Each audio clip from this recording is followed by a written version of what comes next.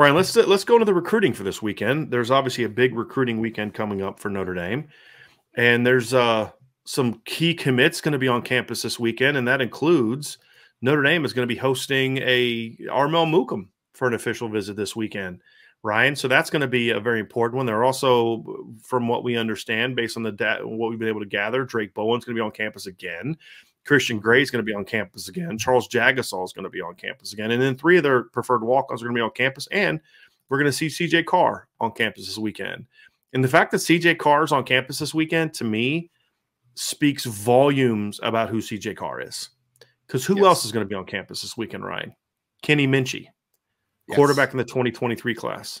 The fact that C.J. is going to be at this game, again, just tells you, it answers any questions people may have about, is CJ worried about competition?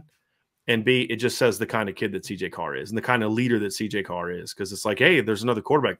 We need to get that guy. He knows what the quarterback room looks like, right? And so I think that's a big one too. But I want to start first with the getting Christian Gray, Charles Jagasaw on campus is important. But Armel Mookum, this is a visit that we have heard nothing but he's solid to Notre Dame, so it's not that. But it's always good to get that official visit there, get that out of the way, and solidify things because he has had a really good senior season, in my opinion. Like, his game really took off this year. Yeah. I mean, Brian, I sent you the senior highlight tape yesterday, and I'm just like, my Lord, look at the power that this kid has, man. Like, we knew the tools were fantastic, but I really do think he's taken a big step from junior year film to senior year film. Like, I really do think that Armel has taken a great step. I was texting with him earlier today. He's obviously really excited about the opportunity to go for his official visit, right? Like, I mean, obviously he is kind of fallen in love with just the whole process of Notre Dame and the school that they have and all the opportunities, because I mean, he came on the podcast after he committed, right? Like, we know that he's a very well-spoken, intelligent kid that has a lot of goals outside of football from a academic standpoint, career-wise, the 4 for 40, all that type of stuff, right? Like, he's really well and really grounded kid, which is great to see, which makes it such a good fit. But again, it's an official visit. It's an opportunity for him and his family to really enjoy the campus for everything it is, enjoy a game day, get into South Bend, and just experience everything. I think it's going to be huge for Armel. And I think that a lot of people weren't fair with the whole, when he committed originally, Brian, because we talked about, hey, people were kind of like, oh, this is a replacement for Keon Keeley, like all that type of conversation, right? And it's just like, guys, we need to appreciate that Notre Dame has identified a young man from a really good school in the state of Virginia, Woodbury Forest, which Notre Dame has had some success in the past. And they identified a player that is just scratching the surface of how good he can be.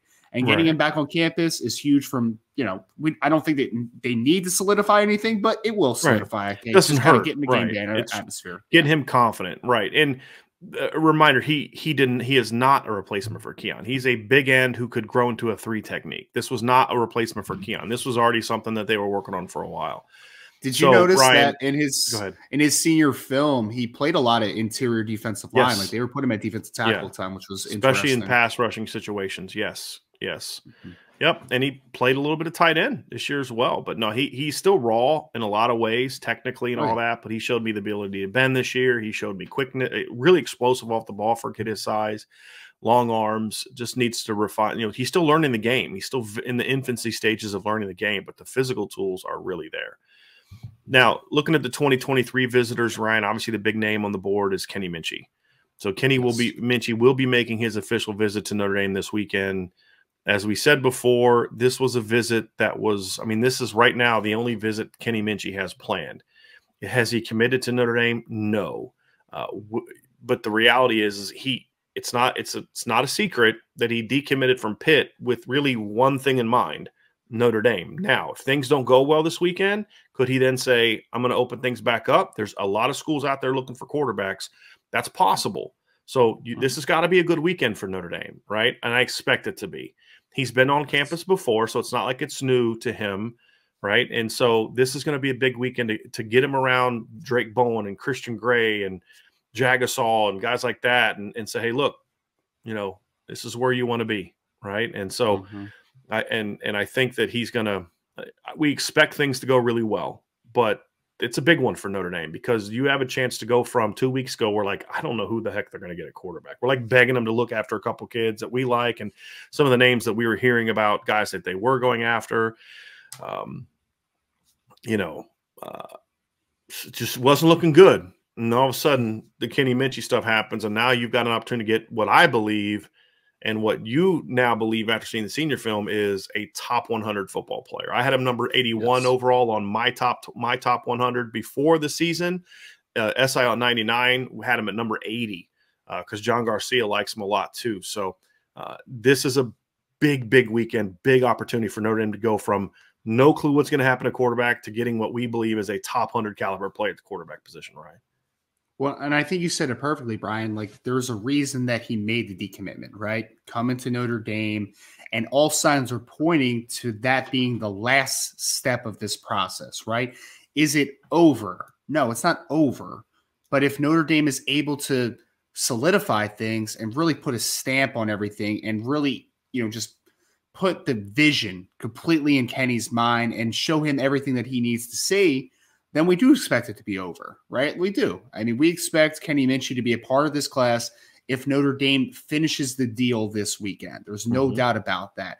And like you said, I will applaud Tommy Rees and this staff if Kenny Minchey does commit to Notre Dame, because like you said, Brian, 2 weeks ago, I mean, I had gone completely 180 in my mind where I'm like, I don't know who Notre Dame's going to get as a quarterback. I really don't. I don't know what's going to happen here. This is not a good situation to be in. We've talked about this.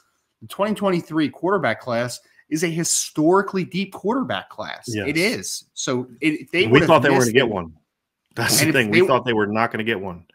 Brian, it is so detrimental to the staff if they were not able to get one too. With the depth in this class, and not get one of these talented quarterbacks would have been just such a slap in the face, man. Like, that would have just been a terrible look. And if they are able to recover and get a top 100 football player, in my estimation, and in your estimation, like you just kind of said, then it's a great recovery by Notre Dame after the Dante Moore saga, after going through, all the rumblings of who they're looking at, who they're not looking at, what's it going to end up like. It could be a great recovery for Notre Dame, and we expect it to be. But again, Notre Dame has to show Kenny this weekend that he's making the right decision, that this is the place that he needs to be. They need to stamp this one this weekend. Absolutely. Absolutely. So, Ryan, here's kind of the next part of this. There's some 2024 kids on campus that's going to be important. CJ Carr's on campus this weekend. Part of the reason CJ Carr's on campus this weekend, as we told you, it's going to be very important that he is on campus to meet Kenny Minchey. That's going to be very, very important. And so that's part of it. But the bigger part of that is because there's 3 2024 offensive skill players on campus this weekend that are very talented players. We're going to begin with a familiar name, a kid that was on campus 2 weeks ago, and that is Missouri running back Aneyas Williams. And if you have not watched Aneyas Williams' film, please do. It's fun to watch. He's basically a bigger, thicker version of Kyron Williams, essentially, with maybe a touch more speed coming out of high school. So this is a really good football player, and it's kind of eerie how much he looks like Kyron as a high school player, just catching the ball out of the backfield and just all the things he does. It's really eerie how much he looks like him. And so that's why you kind of go with that comp. But he's a kid that was at Irish Invasion this summer. Notre Dame did a great job there with him. He's really connected well with Dylan McCullough and Chad Bowden. And then you talk about the visit a couple weeks ago. Things went great. You reported first that weekend, I think it was on Sunday, where boy, man, Notre Dame put themselves in great position with this kid. He recently released his top 10. And I talked to Brian Smith today. Brian's somewhat connected to that recruitment a little bit and knows people connected with the young man. And one of the things is Alabama is making a hard push for Aneyas Williams, which I think tells you a lot about this kid's ability that Alabama's on him. Here's his top 10, Ryan. It's Alabama, Georgia, Missouri, Ohio State, Florida, Penn State, Tennessee, Kentucky, and Ole Miss. And then, of course, Notre Dame. So big opportunity, Ryan. And from in my view, if things go well this weekend, Notre Dame is going to be very, very hard to beat for Aneyas Williams. I mean, there's a reason he's back on campus for the second time in 3 weeks. Yes. I mean, leaving that Clemson game, Brian, you're just like, I mean, I said it, right? And we agreed upon it. Notre Dame is the clear leader for Aneyas Williams leaving that visit. And getting him back on campus is obviously huge for this Notre Dame staff, like you just said. I think it kind of solidifies the fact that Notre Dame is the clear leader in this guy. And they have a chance, I think, to kind of end this one, right? Because you heard Aneyas in a recent interview where he had said something like he doesn't want this one to drag on, right? Like he would like to make a decision in the somewhat near future. And with that in mind, with Notre Dame's position, you have to feel good about it. But again, showing Aneyas everything that he's already seen, again, reiterating to him the vision, the running back room, the fit on campus, because everything makes sense. I mean, the kid is, again, not a big school, Hannibal, in the state of Missouri. But, Brian, I love saying this stat every time we hear it, man. He is the all-time leading rusher in Missouri history, folks, as a junior in high school. It doesn't make any sense. I mean, just think about that for a second. Like, it doesn't make any sense. He had a game this year where he had 8 touchdowns. 8 touchdowns. And not all 8 were rushing. He had 5 rushing touchdowns and 3 receiving touchdowns in a single football game. It just – some of the numbers that he's putting up is really silly. The Kyren comparisons are going to happen. I agree with you. He's kind of a bigger, slightly more athletic version of Kyren. But the one thing that I love about his game, too, talking about Aneyas, is he is a really competitive player, too, Brian. He's one of those guys that I think he finds it disrespectful that people try to tackle him. You know, like he's just like, no, why are you doing this? Don't try that. That's silly. Don't do that. Mm-hmm. So he's a really good football player, all-purpose type back. Everything is there for Notre Dame in this visit. Notre Dame knocks it out of the park. I think not only are they going to be really hard to beat, I expect this one not to last that much longer. Notre Dame has a chance, just like with the Kenny Minchey thing, I said to put a stamp on this one. I think they also have a chance to put the stamp on the Aneyas Williams recruitment and really solidify to him that Notre Dame is the place to be for him. Another kid that's going to be on campus this weekend is a young man we thought was going to be on campus a couple weeks ago for the Clemson game. Like Jaden Greathouse, his flight got canceled. I believe his flight got canceled as well, correct? And that is Carter Nelson, a tight end from the 2024 class. Notre Dame's original plan was only take 1 tight end in this class. I think Carter Nelson's kind of emerging has just sort of changed that. And then I also think, you know, with Eli Raridan's injury and some other things, I think there was a need to take another class. This kid has one of the more ridiculous films I've ever seen. And it's his football film is actually not what really blows me away, because it's kind of hard. I mean, he's playing 8-man football, and it's kind of hard to really get a good feel for, you know, what he can do. But then, Ryan, you watch him play basketball. Yes. This is a kid who's 6'4". What's he about? 6'3 and a half, 6'4". What's he about? 200 pounds, Ryan? 205 pounds, maybe. Yeah, and he played for his basketball team. And I'm going to see if I can find some film here, because this is a kid who's doing like windmill dunks, Ryan, in games. I mean, like you know, he tried one dunk. He ended up not hitting it. But he tried one dunk against I can't remember which game it was that I was watching, Ryan. But he tries a dunk, and he tries to go between his legs, and like this to dunk. And he actually had it. He just went too long on it, and he missed it because he went too long on it. So he was too bouncy. Got it. Right. Exactly. You know, he's incredibly raw as a football player right now. But he's a kid, Ryan, that has exceptional athleticism at this point in time. And so you look at it and say, this is another kid. Now, again, I'm not telling you right now that Notre Dame's going to get him but this is one where they're definitely trying to put themselves in the mix with him. And it sounds like, from talking to people on his side, Ryan, that there's definitely a legitimate interest in Notre Dame with this young man. Yeah, so if you guys haven't seen the backstory on Carter, I put a piece out on him. To Brian's alluding kind of to the athletic background, but I also put a little bit of an intel on boards.irishbreakdown.com after the Clemson week, because he was supposed to visit for Clemson. Unfortunately, the plane got canceled, so he wasn't able to make it out. They're driving up this week because they don't want anything to happen that's out of their hands type of situation. So they will be out there this week. But The interesting part of Carter's recruitment is he was originally planning, Brian, to, maybe make a spring decision, maybe a winter decision, like somewhere after the season. But at that time, he was a very under-recruited player. Like, he didn't have a ton of offers. Nebraska's one. He's out of the state of Nebraska, so Nebraska's, kind of the team that most of his family grew up kind of really liking and stuff. So I felt like they always had a little bit of the inside track. But as he has got after his junior film, during his junior year, he really blew up, and he's starting to get a lot of offers. I think Notre Dame was a little bit of a game changer for the family, and which is why they are making it a priority to get there for a game day, because I think Notre Dame has made a great impression after offering him during the Clemson weekend, even though he wasn't able to make it on campus. And this is going to be this is going to be the Nelson's family first opportunity to be in South Bend, to see everything. And to reiterate how athletic this kid is, Brian mentioned the basketball highlights, which were just ridiculous. They are. On the football field, 8-man football, he was the team's leader in touchdown passes through 15 touchdowns. That is on top of running for over 700 yards and 14 touchdowns. And my favorite stat about that, Brian, is despite having the most touchdown passes on the team, he was also the team's leading receiver with over 500 yards and 11 scores.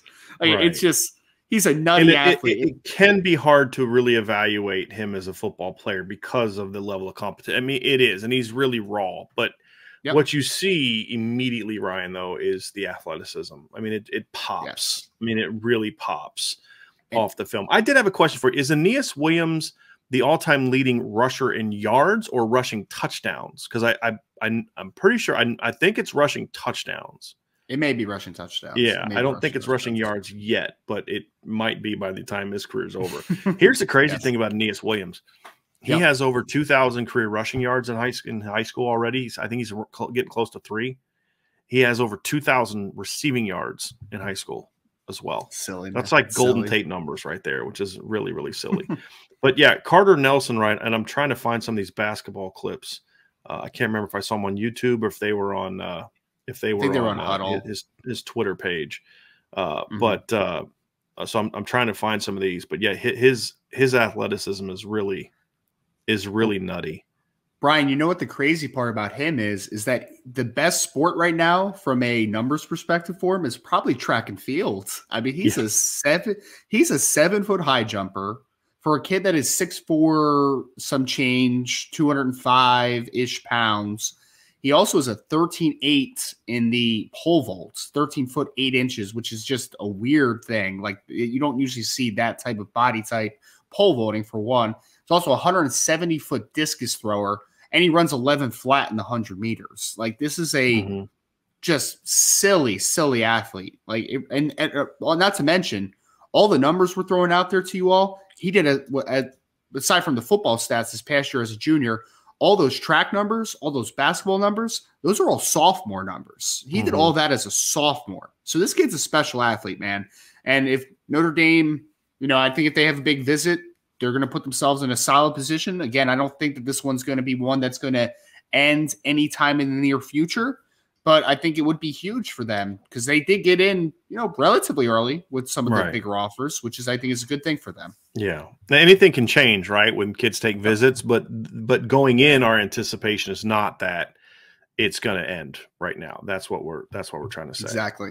So another kid that's on campus, Ryan, this weekend is a very intriguing. And that is Jason Robinson, who is a California receiver from Long Beach Poly, who is committed to USC. He is going to be on campus this weekend. He's also going to be on campus this weekend. Is his younger brother. It's Jaden, correct? I believe is his younger brother's name. Jaden Robinson, who's also a very talented football player. And they're going to be on campus this weekend as well, Ryan. So this is a young man it's very interesting. Jason Robinson is a very intriguing player to me because he's a USC commit. You look at USC and you're thinking, why wouldn't a receiver want to play at USC? I mean, it's pretty, really good offense, but he's been very open to the process. It's not just Notre Dame, right? It's other schools as well. So it's not just Notre Dame, but this is a young man that to me is a different kind of kid than what Notre Dame normally gets stylistically. Yes. Very dynamic receiver. He's a small guy. He's like 5'10", 5'11", but he is really dynamic with the football in his hands, Ryan. So it's going to be a big opportunity to get him on campus for Notre Dame this weekend. Yeah, and this it's an interesting one too, Brian, because he was supposed to visit the campus, I believe, in the summer, and then he ended up not making the trip. So after that happened, I'll be completely honest, I was kind of like, I guess that's just not going to happen, right? Like that's kind of the sign that it's just not in the cards. And then he makes it, though, a priority to get back for this football game. And I know he's a player, you know, from everything that we've gathered, that it sounds like the staff likes. Jason Robinson, obviously. He's a USC commit, like you said, Long Beach Poly. He's a really interesting player because he's that dynamic slot type that Notre Dame, you know, needs to get more of kind of in the future, right? Like he's got nice speed, but he's a really good route runner. I mean, he breaks off some routes where you're like, ooh, that's really nice. So he's a precise route runner who has a lot of speed, brings a dynamic element to the field, which I think is really enticing. And from the first time I talked to him, Brian, it was just like, you know, Jason, you're committed to USC. Like, you know, are you open? And he's just like, oh yeah, I'm completely open to the process. Yeah. So is it going to happen? I don't know, but all I know is I'm not putting my money on it. But yes, right. He's visiting the perfect weekend, the absolute perfect weekend. And I'm going to say it for two reasons. One is, if this kid comes out of this weekend still interested in Notre Dame after being in the snow all weekend, then you have a shot. Because the one thing that is going to be the biggest negative recruiting tool that people are going to make about him, even probably more than the offense, is, man, you're a Long Beach kid. You're going to go out and he's like, hey man, it was fun. I put a coat on and I was fine, right? Or he's gonna be like, this is not for me, and this is no way. And then and you don't got to worry about it anymore, right? So like, to me, it's the perfect weekend for it. Number two, the perfect player comp for Jason Robinson is on the field on Saturday. It's Zay Flowers. Oh, yeah. True. That's a good point. Yeah. You know what I mean? Like that's and the reason I point that out is because I actually think Jason Robinson can play outside in certain looks. Now, I don't know if he fits the Notre Dame offense outside, but like, again, to me, he's Zay Flowers. And it's not, and the speed is nice, but it's the fact that this kid is a football player, Ryan, and you nailed it because, you know, you talk about the speed and the elusiveness, but I love how quickly you immediately went to, this kid knows how to play the game. This kid knows how to run routes. This kid can win contested catches in certain situations. I mean, again, Zay can win those in certain situations down the field. You're not going to be just throwing back shoulders to him all game, right? So it's not what we're talking about. But it's eerie how much his game reminds me. It's like we're talking about Aneyas Williams, and I don't normally doing comps, Ryan, but sometimes they're so obvious. And Aneyas Williams to Kyron Williams is so obvious. But Jason Robinson to Zay Flowers is so obvious that it's like, man, could you imagine Notre Dame getting a Zay Flowers type of player to go with Jaden Greathouse and Braylon James and Rico Flores and, you know, guys like that? Boy, man. Because Dylan Edwards isn't that type of guy. Dylan Edwards is more of a dynamic with the ball in your hands. The receiver part's going to come. You know, he's more of a DeAnthony Thomas type of guy than he is a Zay Flowers type of guy. Jason Robinson would be more of a dynamic, pure receiver. And that's what I like about that comp.